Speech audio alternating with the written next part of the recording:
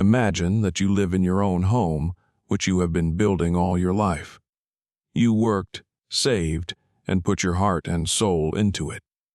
And then, one day you wake up and realize that it's not your home anymore. No one asks you where to put the furniture, what rules to set, or what do at all. You are simply ignored. Worse, they try to get rid of you. Well, that's exactly what happened to me. My name is Harold. I am a little over 60.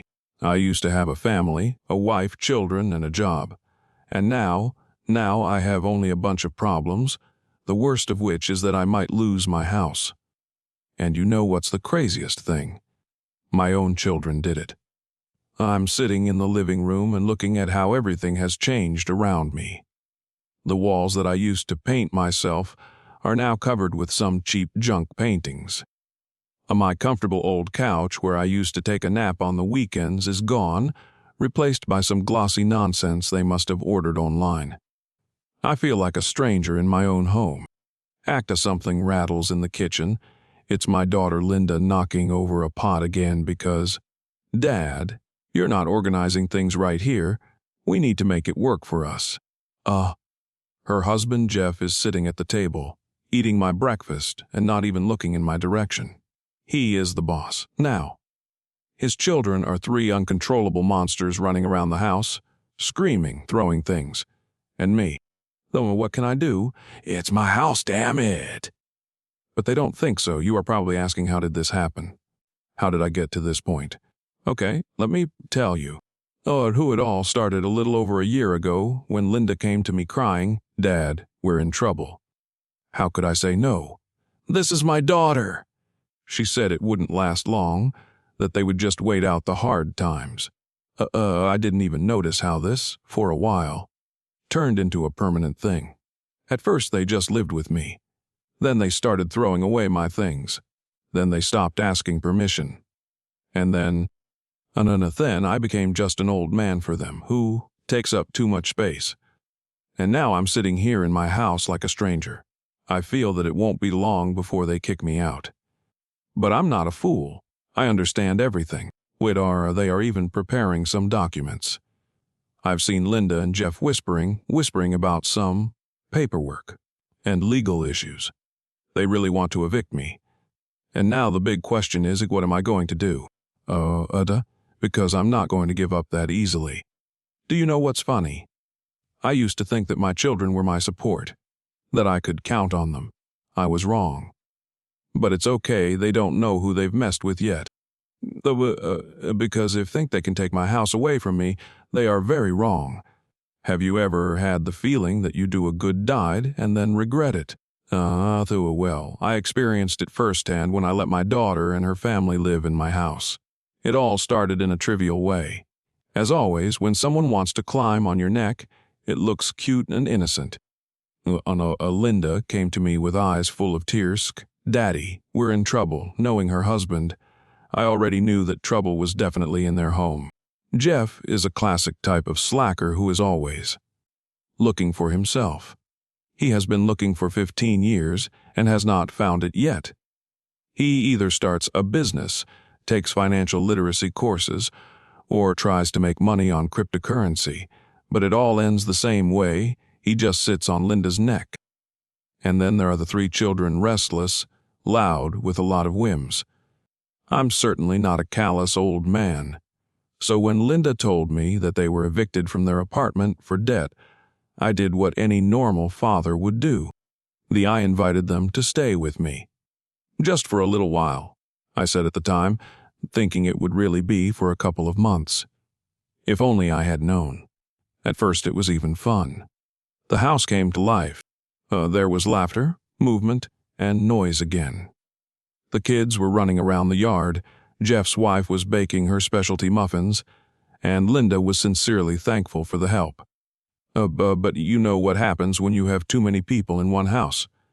It starts to come apart at the seams. Within a month, everything started to change.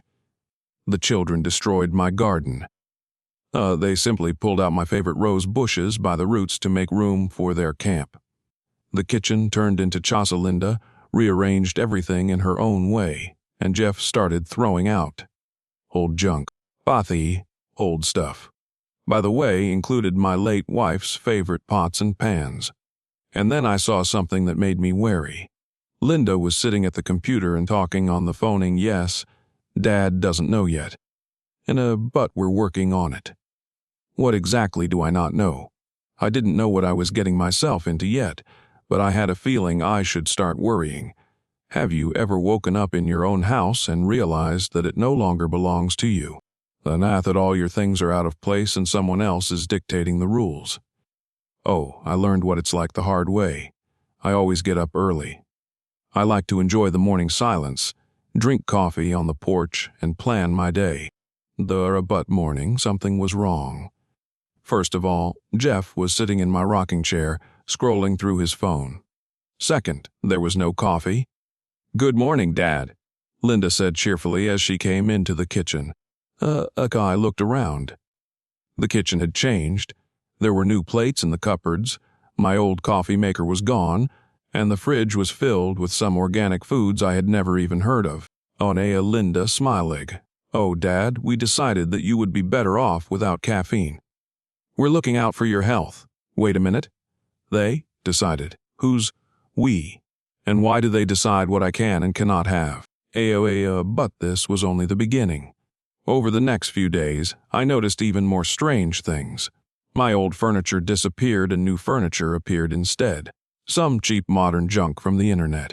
My bedroom was no longer mine, it was given to the children, and I was given a small room at the end of the corridor. "Dad, it's better this way. Children grow up, they need space," Linda said, smiling. But what alarmed me even more were the papers I found on the table. Papers. Something about joint ownership of a house. "What is this?" Linda tried to take the papers out of my hands, but I held them tightly. "Oh, Dad, it's just a formality. Jeff said it's for the best, so we have more rights to the house if something happens to you." "Something happens." I raised my eyebrows. "Well, you're not getting any younger." And then a real wave of cold hit me. What were they up to? And why did I feel less and less comfortable in my OBUN house every day?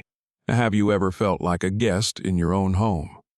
When every object seems alien, every sound is unfamiliar, and the people you let in suddenly start behaving as if they were no longer yours.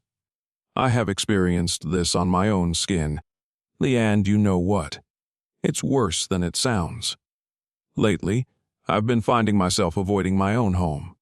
That's how it feels when the place that was supposed to be your fortress suddenly turns into enemy territory.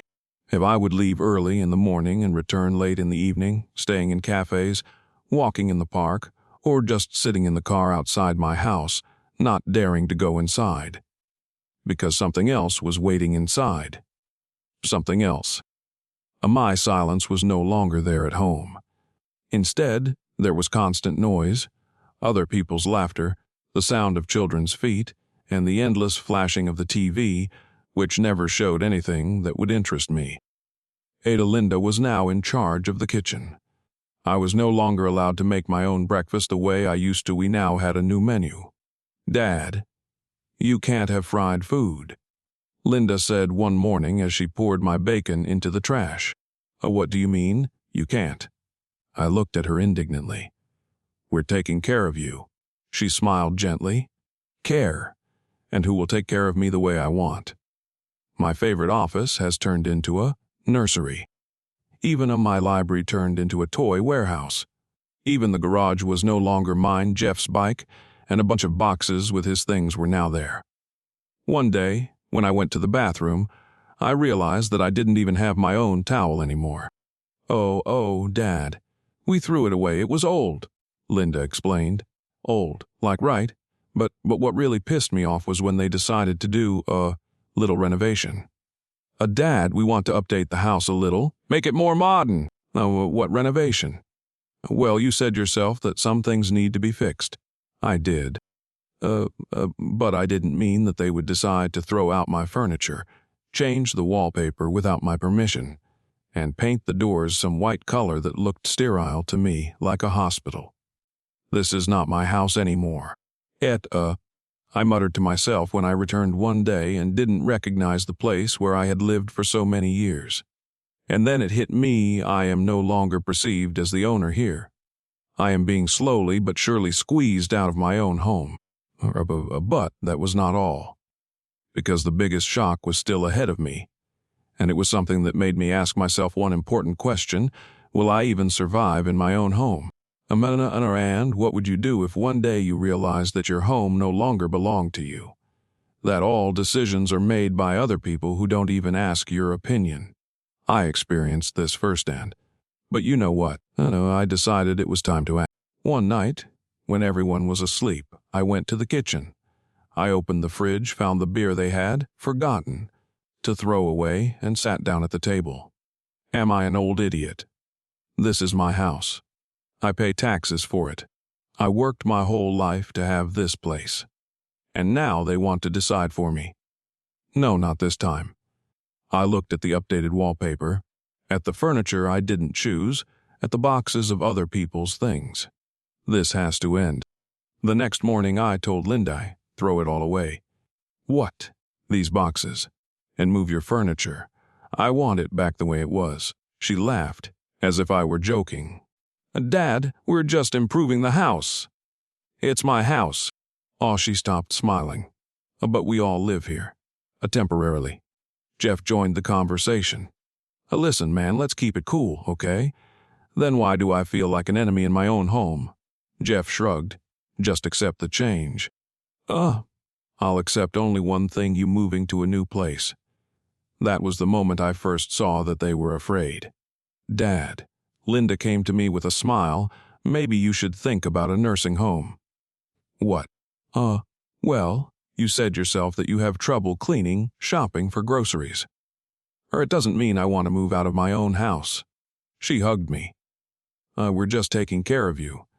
Here it was, this insidious moment. Under the guise of care, they began to hint that I was uncomfortable. Here. That I would be better off. Somewhere else. But I had already realized everything. I decided to play by my own rules. And the next day, I called a handyman and started changing the door locks. When Linda came home and saw it, her eyes went round. Dad, what are you doing? Just taking back control. But I didn't know that they were preparing a much more serious attack. And the next time, they weren't just hinting. They were acting. Have you ever woken up with the feeling that you have been played for a fool? And that you, a person who has lived a long life, worked, built a future, was simply used. I felt it myself. And when I realized that I was trapped, it was too late. It all started with a phone call. And I was sitting on the porch drinking coffee when the call came from a lawyer. And Mr. Anderson, it's John Harper, your daughter's and her husband's lawyer. I'm sorry, what? I need to see you. It's about your property. My property. Yes, your house. I immediately sensed something was wrong. I went inside and called Linda. She was in the kitchen with Jeff. Or why did a lawyer call me? She didn't even flinch. Oh, Dad, it's nothing. He said it was about my house. Jeff put down the newspaper and sighed. Look, man, it's just a formality. We just want to organize the paperwork a little bit. What paperwork? Linda pulled out some papers. You remember a few months ago when we helped you with the bills? Yes, I remember. Yes, they took over the utility bills because they said it was easier that way. Well, she smiled. You signed a document that gave us the right to dispose of the house. I felt the ground slipping away from under my feet. What? Dad, you don't have to react like that. It's just a legal thing. Oh, a legal thing. This is my house, Jeff shrugged. Well, not legally anymore. I nearly choked on my anger. You lied to me. Dad, calm down. Linda put her hand on my shoulder. We're your family. Family. You want to evict me? She hesitated. Well, not exactly. It's just what? We're getting crowded. I clenched my fists. The next day, I met with a lawyer. Mr. Anderson, he began, I'm afraid the situation is complicated. You signed a document transferring ownership to your daughter and her husband. But I didn't know. It doesn't matter. The signature is there. So they can throw me out on the street." The lawyer adjusted his glasses. Technically, yes. I went outside feeling my hands shaking. They had deceived me. They stole my house. But if they think I'm going to give up, they don't know me very well. I decided that I would fight. But they were one step ahead, and their next move was even more despicable. The past has a sneaky habit of appearing when you least expect it. I was sure that my life had slipped into the abyss, that my closest people had set me up, that I was left with nothing. But it was at that moment that fate decided to throw me an unexpected card. From the past, I was sitting in a cafe, stirring my cold coffee with a spoon. My mind was in complete chaos. My house no longer legally belonged to me. My children wanted to throw me out, and my lawyer was throwing up his hands, saying, "You signed it yourself." I went through all my friends and acquaintances. Where to go? Whom to trust? And then I heard a voice I hadn't heard in decades. "My God, is that really you, Henry?" I slowly raised my head. Allison was standing in front of me. I pushed my cup away, staring at her as if she were a ghost. Once, many years ago, this woman had been my closest friend. We studied together, fooled around together, almost got married together. But life took us in different directions. She got married, moved to another state, and I stayed here. "Oh, you haven't changed at all," she said, looking at me carefully. I smiled. "You look even better than you did when you were younger." "You're lying as usual." She sat down across from me. We started talking, though no, I didn't want to dump my problems on her right away, but she was too perceptive. "What's wrong, Henry?" "I can see that you are not just sitting here looking like a man who lost everything at the casino." I sighed. In short, I don't have a home anymore." She leaned closer. "What do you mean?" I told her everything from beginning to end. About Linda, Jeff, the documents, the signature, the lawyer. Well, she said when I was done, "This isn't over." "Oh, believe me, it is." "No, you just don't know what to do." "But I do." I looked up at her. "Really?" Allison was a wealthy woman. And after her husband divorced her, she got a big house and was in real estate. "I know a great lawyer," she said. "A real shark." He will not only get you out of this situation, but he will also make sure that your children will remember this lesson for a long time." I sighed. "You really want to help me." "Henry, I've always helped you, remember." "But, why?" She fell silent, and then she said something that sent shivers down my spine. "Because I never stopped loving you." Her words confused me more than anything else that had happened recently. But deep down I felt that this was not the end of the story. The last chance is the kind of thing that either comes to you once in a lifetime or you just don't notice it. I was at a point where any choice could be either salvation or final ruin. The morning after the conversation with Allison, we went to see her lawyer friend, Mr. Richardson. He was a man in his 60s, thin, with a piercing gaze and an expression on his face, as if he already knew more about you than you did. He listened to me, flipped through the papers, and shook his head. "Your children are either fraud geniuses or incredible scoundrels, or both." I just sighed. "It's all signed, right?" he asked. "Yes." "Did you even realize what you were signing?" "No. I thought it was just a formality." The lawyer looked at me like a doctor looks at a patient who has eaten a kilogram of nails and now complains of stomach pain. The only option," he said after a moment of silence, "is to prove that you signed the documents under pressure or in a state where you could not realize your actions." "You mean pretend to be crazy?" "Or not necessarily. You can prove that you were misled, that you were set up, that it was a manipulation. You said that you were forced to sign this under the pretext of another agreement." "Yes, that's a clue." I glanced at Allison. "Will it work?" It will be difficult," said the lawyer. "But not impossible." I returned home. My kids were sitting in the living room, drinking coffee and watching something on their phones. "How's it going, Dad?" Jeff said casually. Great," I said, throwing the documents on the table. Linda's face instantly darkened. What? A lawsuit? Dad, don't be ridiculous. Jeff grimaced. It's not going to change anything. I leaned over the table. We'll see. The next few days were busy. The lawyer filed the papers and the hearings began. I spoke in court, telling how I was forced to sign the documents. My children were playing the role of perfect hearers. Our father is getting old, Linda said, faking tears. But Mr. Ritson was a real wolf in the law. If you care so much about your father, why are you trying to evict him from the house? Jeff didn't know what to say, and the trial went on for weeks. And then something happened that no one expected. Allison came up to me after the next hearing and said, I can help you. But you're not going to like it. What could be worse? She leaned over and whispered her plan in my ear. I froze. Her suggestion was unexpected and even crazy, but it could be my last chance. In every war there is a moment when there is no turning back, when winning means surviving. I was sitting in a small coffee shop looking at Allison. Her eyes were glowing with excitement. Say it again, I said. We'll set a trap, she smiled. We'll make your children expose themselves. How? We'll bring them to the point where they make a fatal mistake. I rubbed my temples. It's risky. But you're willing to take the risk, aren't you? I went home and took action. The kids, I said at dinner, I've decided I'm going to sell the house. They almost choked on their food. What? I found a good buyer. Linda broke down. This is our house. I smiled. Yours. She turned pale. Jeff clenched his fists. Dad, you can't just... and you can't just throw me out on the street. The next day, I went to the courthouse and filed another lawsuit, this time for a review. I knew that my children would find out about this quickly. And they did.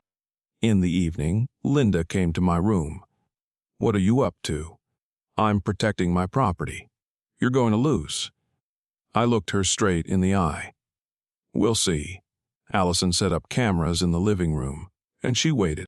The next day, I deliberately provoked my children. You never cared about me, I said loudly. You only want the money. Oh, he finally gets it, Jeff said sarcastically. Dad, don't play the victim, Linda exclaimed. We kicked you out because you're stupid. That was said. It was written. The next day in court, Mr. Richardson played the tape. The room exploded. The judge looked at the video for a long time. Then he looked at my children. Do you have anything to say? Linda was silent. Jeff just looked away. I felt that the war was just beginning. In every story there is a moment when it seems that the denouement is close. But it is only an illusion. The judge was silent for a long time, looking at the tape that incriminated my children. This tape changes the situation, he finally said. Your actions confirm that you had no intention of taking care of your father. Linda tried to argue, but her words fell on deaf ears. Jeff clenched his fists. I will make a decision within a week. The judge banged his gavel. My children were the first to leave the courtroom. They didn't even look in my direction. In the evening, my lawyer, Mr. Richardson, called me. Do you think they'll accept it? No, I said. And I was right. A few hours after the call, I received a message. Do you think you've won? You don't know who you're talking to. Night, I woke up to an incomprehensible noise. I went out into the hallway. The living room was open. I walked closer and saw broken frames with my photos on the floor. Jeff was standing next to me. You left us no choice. His voice was cold. You never had a choice, did you? He silently turned and left. The next day, Allison came to see me. I have news, she said. She laid the papers out in front of me. What's this? Our Linda tried to sell the house before the court ruling. What? Allison nodded.